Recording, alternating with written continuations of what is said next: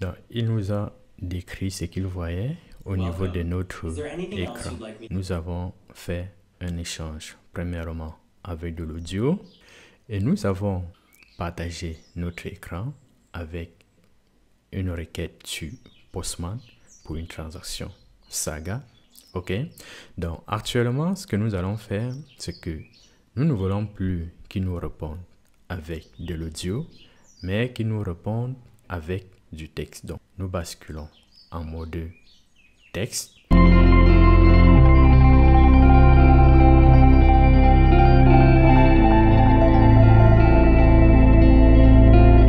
Alors, vérifions que nous avons démarré nos deux applications. Donc, le front-end est démarré. Le back-end lui aussi est démarré.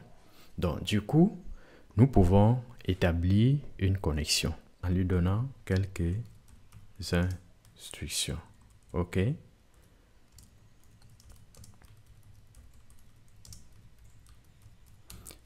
Donc, nous lui disons que c'est un assistant pour les développeurs.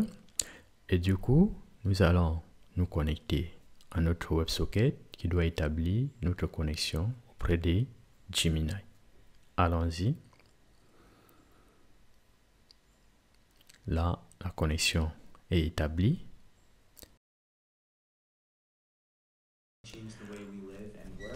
How to design an employees management REST API using Spring Boot and MongoDB. What specific aspect has caught your attention now? You're interested in how to design an employee management API using Spring Boot. You're considering MongoDB. Do you want to discuss how it fits into the architecture or specific design aspects related to using it with your API? Yes, let's discuss about the architecture. MongoDB fits into the architecture. We could discuss schema design, data access patterns with Spring Data Mongo. Do you want to discuss the architecture? Do you have some specific questions about it, or would you like to start with a general overview? Okay, let's dive into schema design. Are you wondering about the structure of documents in Donc, MongoDB du for coup, employee data, à ce or something niveau, else? il va se déconnecter. Donc, du coup, vous voyez que ici, nous avons posé la question comment designer une application de gestion des employés avec MongoDB et Spring Boot. Bon, la contrainte ici, c'est que il va tout le temps parler, mais ce sera à nous d'orienter nos questions et écouter ce qu'il nous dit. OK? Par contre, nous allons passer au partage d'écran actuellement. Et avec le partage d'écran, nous allons lui poser des questions en utilisant du texte et non avec de l'audio. OK? Donc, nous passons ici en mode saisie des textes. On revient ici. Nous allons directement nous connecter et passer au partage de notre écran. Ensuite, la caméra. OK? Là, nous allons lui demander de nous expliquer quelque chose. Okay, Ici, how can I help? on désactive le micro. On va désactiver le micro. OK? On va désactiver le micro. Comme ça, il ne va pas nous écouter pendant que nous passons au partage d'écran et là, le partage de notre caméra. Parce que nous allons procéder avec du texte. En natif, on s'est bien connecté au backend. Nous partageons à présent notre écran. Ici, nous pouvons choisir, voilà, nous choisissons Saga ici. Et nous lui demandons d'expliquer ce qu'il voit ici. Ici.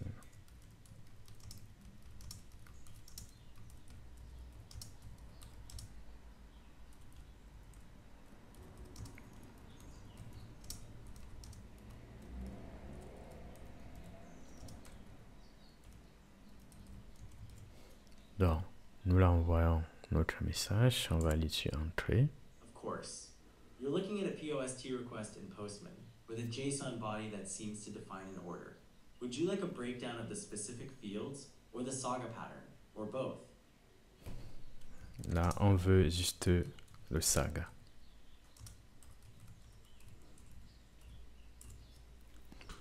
I can help with that.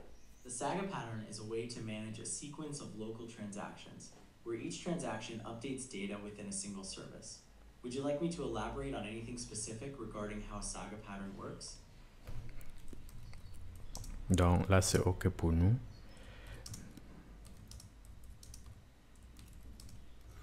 Donc là, actuellement, nous avons partagé notre écran. OK. Il a vu et il nous a expliqué. Nous pouvons arrêter le partage d'écran ou passer directement à la caméra. Donc ici, j'active notre caméra. OK. Donc, notre caméra est activée et il me voit. OK. Je vais lui demander de décrire ce qu'il voit ici. OK. Ici.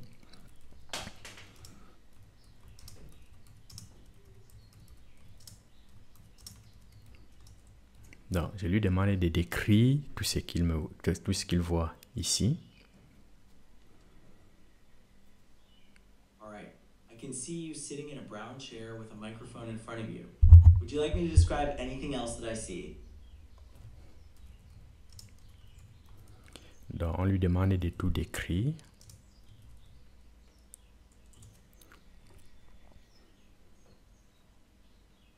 Got it.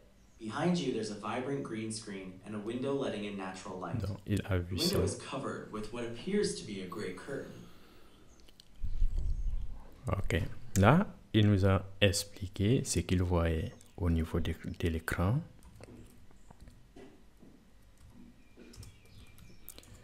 Donc, il nous a décrit ce qu'il voyait au niveau de notre Is there anything else écran. you'd like me to describe or help you with?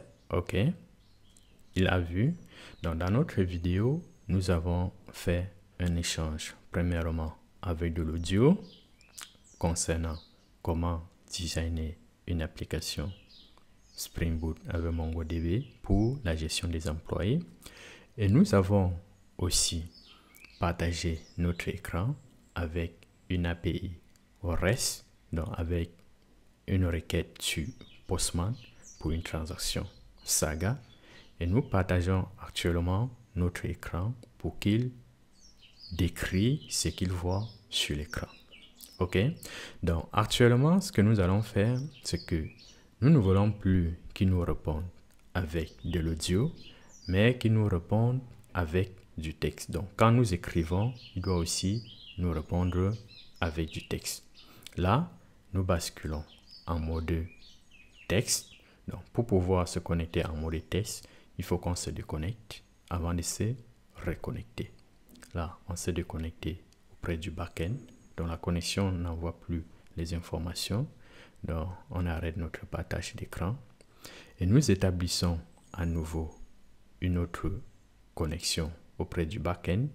On doit échanger cette fois-ci avec du texte et il nous répondra avec du texte. Let's go. Là, la connexion est établie.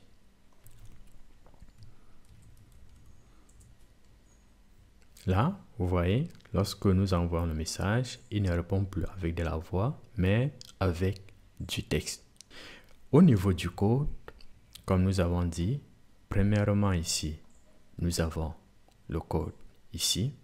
Lorsque l'utilisateur envoie au backend, il crée un proxy. Et pour pouvoir créer ce proxy, le backend accepte la connexion, génère un token auprès de GCP en utilisant l'outil G-Cloud pour s'authentifier et nous générer un token d'accès. Lorsqu'il a généré ce token d'accès, il peut à partir de là utiliser ce token pour créer un proxy bidirectionnel des clients à serveur et du serveur vers le client. Et lorsque cette connexion est établie, nous pouvons commencer les échanges avec Gemini.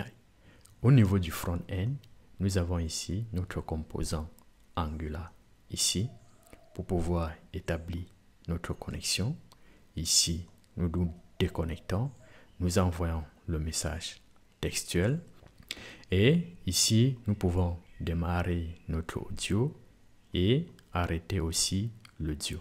Donc, la fonction pour démarrer et envoyer les messages audio, c'est ici, auprès de notre service Angular. OK? Là, c'est notre code pour envoyer des messages de manière continue auprès de notre backend. Ici, ça c'est la fonction pour envoyer les messages en temps réel auprès du backend. Donc, ici. OK? Donc, voilà en gros ce que j'avais à partager avec vous aujourd'hui.